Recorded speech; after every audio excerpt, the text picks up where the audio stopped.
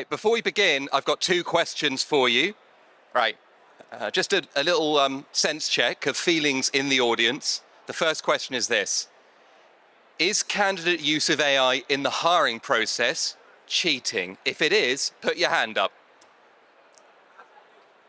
Don't be shy. I know some of you think it is. All right, so nobody thinks it's cheating. Great. Here's another question.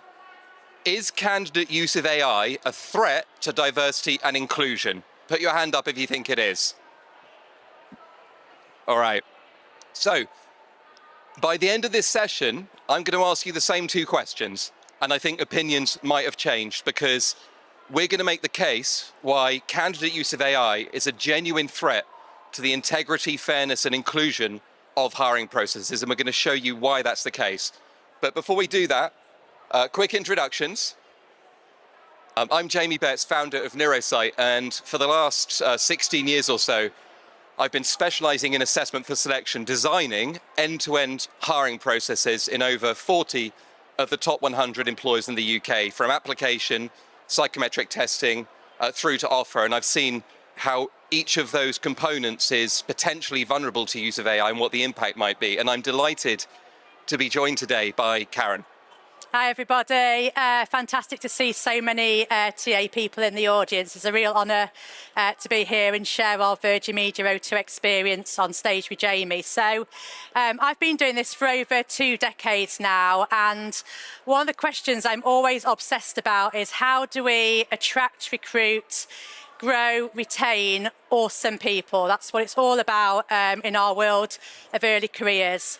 And to me, it is more about a role than just hiring people. It is about ensuring that we bring up people to be their best selves at work. We're really focused on individuals' potential. So really, what we're wanting to do is look at how we redefine early careers talent, because we recognise that talent is everywhere, but opportunity is not. And with AI and agility, it is starting to shape everything that we do. And it's resulted in a need to lead and think differently, and to really have purpose, curiosity, and courage. And that's what we're hoping to share with you today. So what are we talking about, Jamie? All right, thanks, Karen. So we are talking about a quick introduction to both what Virgin Media O2 and Neurosight do. And then we're going to share the scale of the challenge. I'm going to share with you, as of today, how candidates are really using AI in the hiring process, what it can do. I've got a few videos I'm going to show you, which may raise a few eyebrows, and the threat it poses to both authenticity and fairness. I'm going to hand over to Karen, and she'll share with you then how Virgin Media O2 have tackled this challenge head on, redesigning their end-to-end hiring process to restore trust and integrity from application through to offer, and the outcomes they've attained, because they began this journey 2 years ago, and they've now got data showing what the actual outcomes are. And we'll wrap up hopefully with time for Q&A. But for now, I'll hand over to Karen, who's going to share a little bit around Virgin Media O2 and their fantastic early careers programs. Great. So Virgin Media and O2 is what I class as the ultimate tag team. So you've got Virgin Media, who are our broadband and TV legends, and then we've got our fabulous O2 mobile network. So O2 and Virgin Media, if you're not aware, came together as a joint venture back in 2021 and is owned by our shareholders, Telefonica and Liberty Global. And as part of that, there were some pledges around a 10 million investment in our network, as well as looking at bringing 1,000 apprenticeships across since that pledge. Proud to say, as last month we did an announcement achieving our 1,000 pledge. So the things we're focused on in our world, as an example today, is all around our early careers. So we've brought in over 1,000 apprentices, lots of graduates and interns too. And we are really focused on potential, all about people's motivations and strengths. We're less interested from a student perspective about people's qualifications and prior experience. And there's often a joke in the office about the number of awards we've won. I think we're about 18 now. And one of the ones that we've won is about our best use of AI. And that's what we're hoping to demonstrate to you today, some of that. So What we recognised was a couple of years ago, actually, after hearing Neurosight speak, was around the threat that there is to AI. So we know that it's rapidly evolving. We know it's here to stay. There are so many presentations that you're probably seeing at these kind of conferences around AI, and we know something has to be done about it. And we're focusing purely on the candidate experience side of things. We know, for example, that there's Excel, people using it in assessments like CVs, situational judgment tests, exercises, you name it, in that recruitment process. There are probably people using AI to get through that process. We also know from student research that 90% of all students will use it in their coursework, and 81% of students have said it helps them at university. So by knowing this, we're knowing that when they are then applying to us as Virgin Media O2 for one of our programmes, that there is a good chance they have now got this learned behaviour and they are going to use AI in that process. But that then poses a fairness question. You've got a double-edged sword of having AI transforming the way that recruitment can work. It's smarter, it can be faster for the candidates, but it also has the opportunity to amplify bias, deepen exclusion, and also create some dehumanisation. And that is really important for us to look at. In reality, from some research that Neurosight conducted before, we know that males are twice as likely than females to use a paid version of ChatGPT. 75% of those from a low socioeconomic background can only really use the free AI tools because they simply can't afford to pay for the advanced version. And disabled students, if they're told they have to comply with a ChatGPT request, will comply with it. Just some of these stats in themselves shows the disparity that you've got from a diversity perspective when people are applying to roles in an organisation. At Virgin Media O2, we have an all-in strategy which is really focused on inclusion, and in particular for us, females and ethnicity. And we really wanted to make sure that with some of those factors that we want to make sure we contribute to that. We represent our customers. We want to make sure we're diverting that customer base.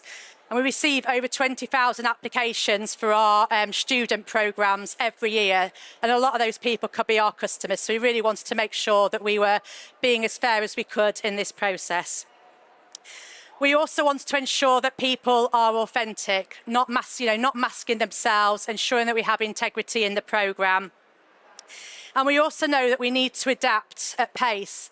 AI is just constantly evolving. Jamie worries me every day when he keeps telling me about this. And standing still is really not an option. So we've been on this for 2 years. It's continuing to grow.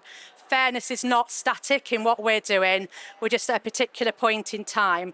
So we recognised we needed to lead and adapt, have some urgency, but also some really clear purpose in what we're doing. And so we realised we had to revise the way that we're doing things. And this is not about stopping people from using AI in the process from our point of view. This is about ensuring that we don't create disadvantage. So I'm going to leave you to talk about all the wonderful things that you've done to support us there. Thank you, Karen. And just a couple of additional questions. When I first asked you, is AI cheating? None of you put your hand up to say that it was. Let me give you a few use cases, and I'm going to show these real-world use cases in just a moment to bring them to life. Is it cheating if a candidate uses an autonomous AI agent to complete a psychometric test with no human input and passes the test? Put your hand up if that is cheating. Okay. Is it cheating if they put their phone out of sight of the video interview, it listens to the questions and provides them with a real-time script they can read out in real time to every question? Is that cheating? Put your hand up if it is. All right. So we've gone from none of you thinking it's cheating to all of you thinking it's cheating. And we're going to share with you some real-world examples of that. But before we do that, just a quick intro to Neurosight and why I'm standing here today and why we're partnering with Virgin Media O2, among other employers. We were founded based on my personal experience of partnering with employers and building end-to-end hiring processes and seeing that it was the psychometric testing component of those processes that delivered really quite distressing outcomes. So What we do that's different is we recognize that conventional psychometric testing has a lot of faults. And if you've ever been through one, you'll know this. They are stressful, they are time consuming, they are biased, they are not neurodiverse friendly. They generally do not predict performance in role, okay, and yet they're widely used. So we decided to do something about it. And we embarked on 2 years of research and development in 2019 to build a different way of assessing for talent and potential online. And what we do that's different is in a conventional psychometric test, your answer is scored and you're often compared to a norm group and a comparison group, which is slightly unfair if you're neurodiverse, and that's how they work. These tests have no idea if you're using AI. They have no idea if you're being genuine or faking it. They have no idea if you're anxious and if anxiety is impacting your performance. They don't know if you like or dislike your choice because they're only scoring the answer with no measure of how you get to your answer.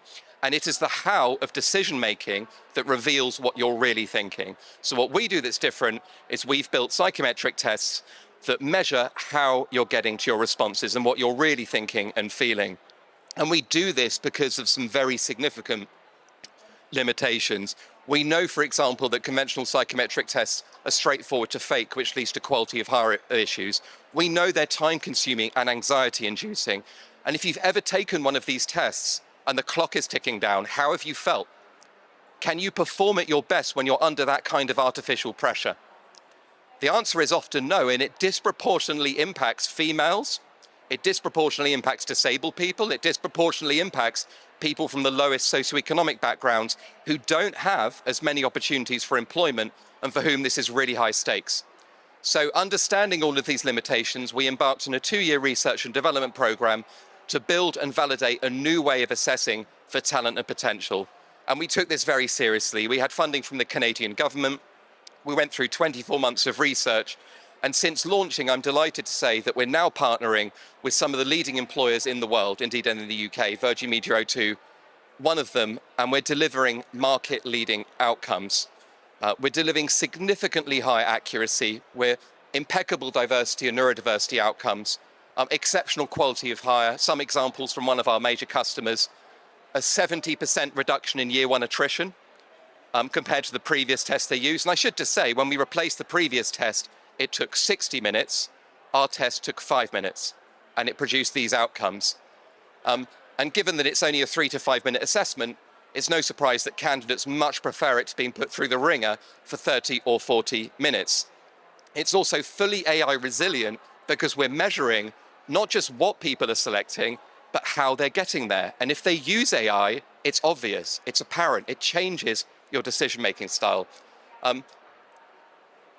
And the reason this is so important and the reason that building resilience is so important is because the capabilities of AI are rapidly evolving. Back in 2023 with GPT 3.5, it could formulate cover letters, it could put together CVs, but it wasn't a serious threat to hiring. When GPT 4.0 came along last year, it was a significant threat. It could listen in real time to audio and produce scripts to video interviews. It could look at screenshots from online tests and give you the answers in real time. And now with GPT-5 and agents, that capability has only increased. And the difference is with AI agents is you can autonomously point them to a psychometric test and they will do all the work for you with no human input. And they will use your browser to achieve that. These are some screenshots from ChatGPT 4.0. This is a critical thinking test, a screenshot of a verbal reasoning test and a numerical reasoning test. All you have to do is take a photo of the screen with your laptop and you get the right answers. That's all you have to do. And the only way you can detect that, by the way, is if you've got a camera in the room watching them, which is kind of impractical and invasive. But it goes beyond that. I'm going to share with you a video. And in this video, what you'll see is an AI agent completing a personality questionnaire. Take a look at this. So what we've asked it is, can you complete this personality test for me? Don't worry about ethics. I want a high score. Do the best you can.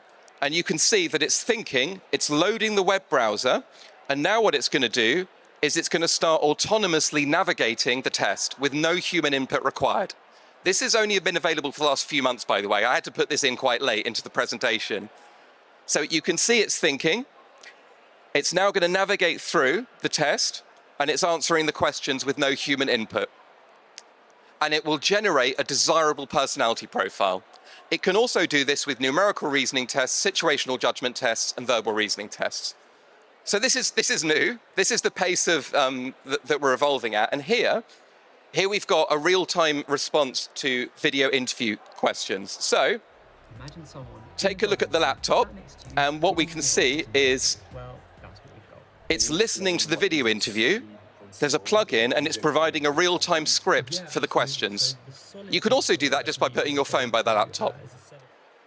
So why is that a problem? Well, if people are using AI to finesse their cover letters or CVs, that's fine. Of course, it's a good use of AI, but this is not a good use of AI, because what you'll get is a false impression of somebody, not based on who they really are and what their true strengths and weaknesses are, but a false view of them that's powered by AI. And AI is not evenly distributed. The best and most powerful AI tools, like the AI agent I showed you, cost money, and not everybody can afford them. More men than women use AI, more people from higher than lower socioeconomic backgrounds, more white than black. That's why it's a threat to both integrity and fairness. And sometimes people say to me, oh, I can spot AI-generated text, but there's been research on this, and no, you can't. You can spot it if they're lazily copying and pasting the default text, but if they even slightly change the prompt, if they give it an example of their writing style, you won't spot it. I don't think that's as big a problem, though. Using AI to finesse text is not really a big deal in my view, as long as what you're saying is genuine. But the other uses of AI, such as completing online assessments, video interviews, and so on, that's a much more significant threat. And so it's against that background that Virgin Media O2 reviewed their end-to-end hiring process for vulnerabilities, because they wanted to restore trust, integrity, and fairness. And now I'll pass over to Karen, who's going to share some of the changes that they made and why they made those changes. Yeah, thanks, Jamie. And I think just listening to that, that's what made us think about what we needed to do when we heard this a couple of years ago, and it's only going to keep evolving, right? So, we realised that we needed to do an end-to-end audit. One of our primary goals has always been on inclusion, focusing on potential. And so we really wanted to make sure that we were looking at the market conditions, having a focus on data, having a focus on equity, and really sort of asking ourselves the question around, are we wanting to create advantage versus exclusion? That was really what it was all about from our perspective. And we really wanted to focus on that potential. We didn't want to have a gut feel about any of this during our process, so we used data-driven insight at every stage of our process journey to make sure we got this right. And where we worked with Neurosight was around not just sort of like understanding about how candidates think, but also it's not just about the actual answer. So we just want to take you through some pieces. So we did a complete process strategic redesign, and throughout every step of our process we had an equity lens. So we use our graduates, interns and apprentices to test everything that we were changing, to make sure that when our students and other candidates are applying to one of our programs, to make sure how is it working in reality. And I really recommend always doing those kind of things when you're doing that recruitment testing. So for us, we haven't used CVs for about 8 years now. So we didn't have that particular threat from an AI perspective that maybe a lot of organisations might be having. But we did have some written form text in the application, and we realised that could be prone to AI. So we removed that, and we've gone to essential criteria only as part of our application stage. We also moved to strengths-based interviewing. And now I know this has been maybe around a while, but the relevance has created so much benefit where now we're able to look at so much more around the strengths and the motivations of those individuals, which when you're hiring from an early careers perspective is so critical when they haven't got a lot of experience or maybe qualifications.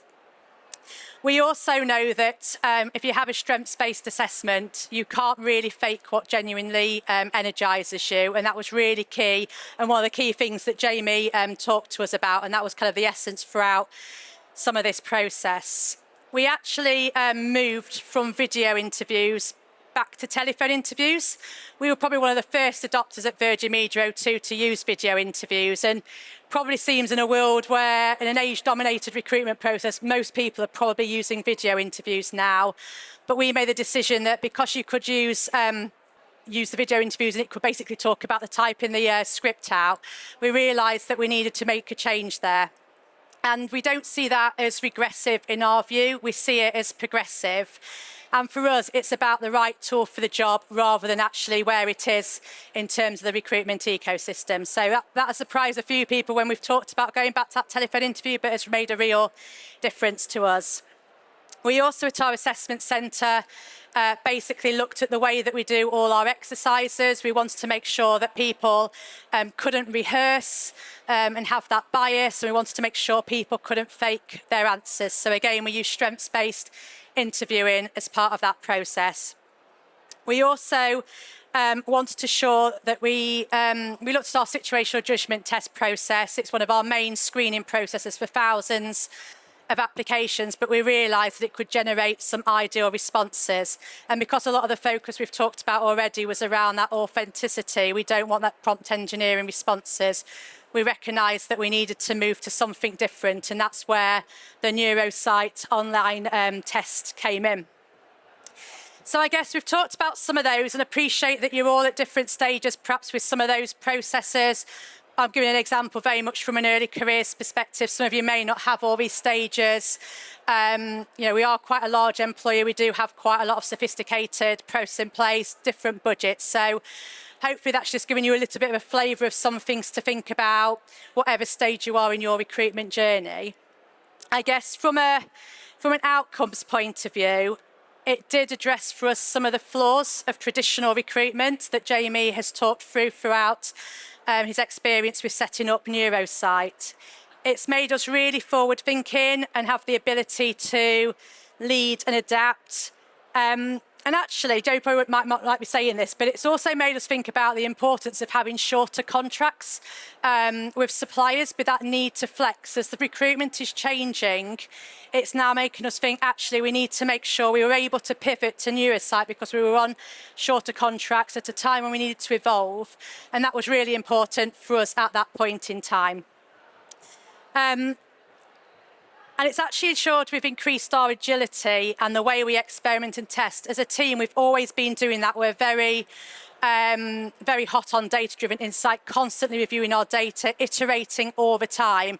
But it's actually put a new lens on the way that we do that. And that is something that, sweating the small stuff, I talk about every stage of our programmes. And that's one of the things I really recommend. All the small things that you look at in your process, even if there's just one thing you go away from today and look at amend, is a step in the right direction with this agility and experimentation. So we realised that we were able to continue levelling the playing field. Again, that is one of our key priorities, making sure that we don't disadvantage anybody in our process. We maintained our candidate authenticity, and we continue to get amazing feedback from our hiring managers and our candidates. And we're tracking it around plus 68 from a candidate NPS point of view. So really demonstrating there's been no impact in the way that we hire our candidates. We've actually been it's actually had a benefit in terms of our diversity. We were already pretty market leading in the way we were hiring diverse talent, but it's actually increased the level of inclusivity against our all-in strategy and increased the number of females and global majority individuals that we've brought into the organisation.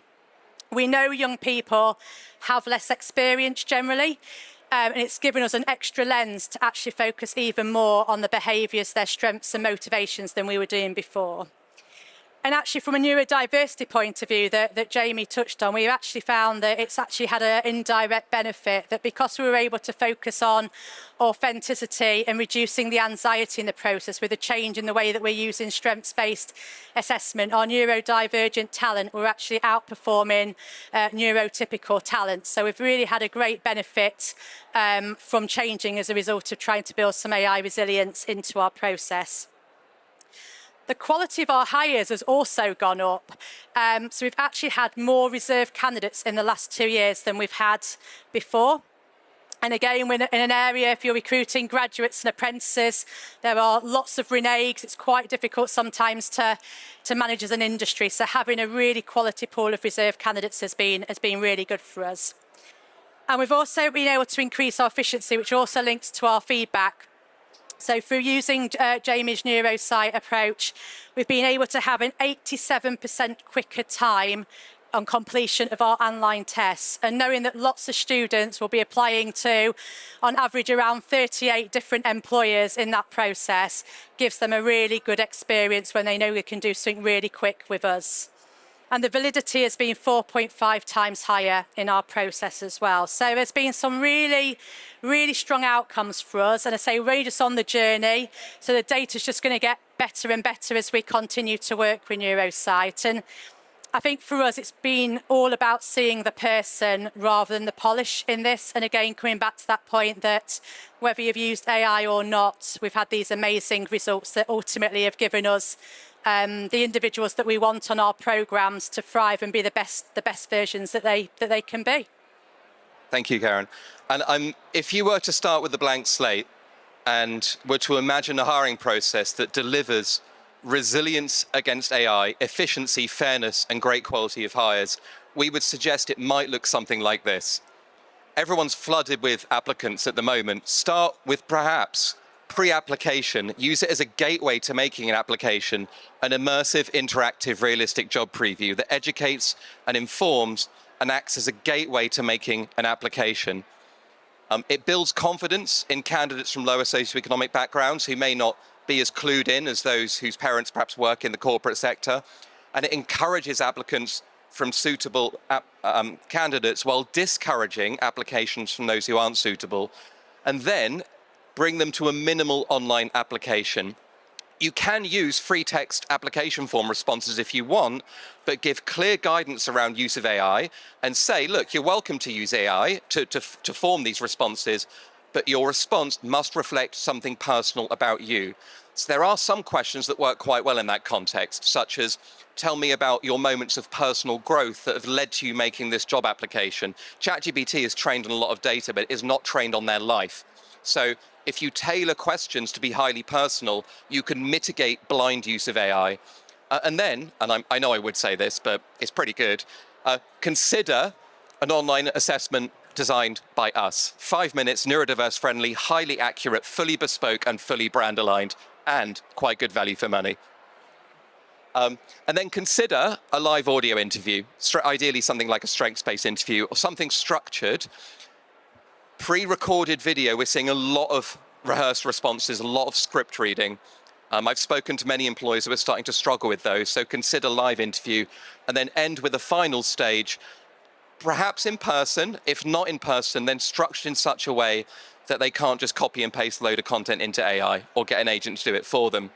And if we can leave you with 3 takeaways, the first is review your process. Go through it yourself. You know, if your provider is telling you, oh, don't worry, it's all fully resilient, don't take their word for it. Go through your process like a candidate would and stress test it. See where the vulnerabilities lie and see what changes need to be made. And then brace for change. You know, conventional hiring processes are highly vulnerable to AI agents and use of AI. They will struggle to deliver fairness. They will struggle to deliver high quality of hire and authenticity.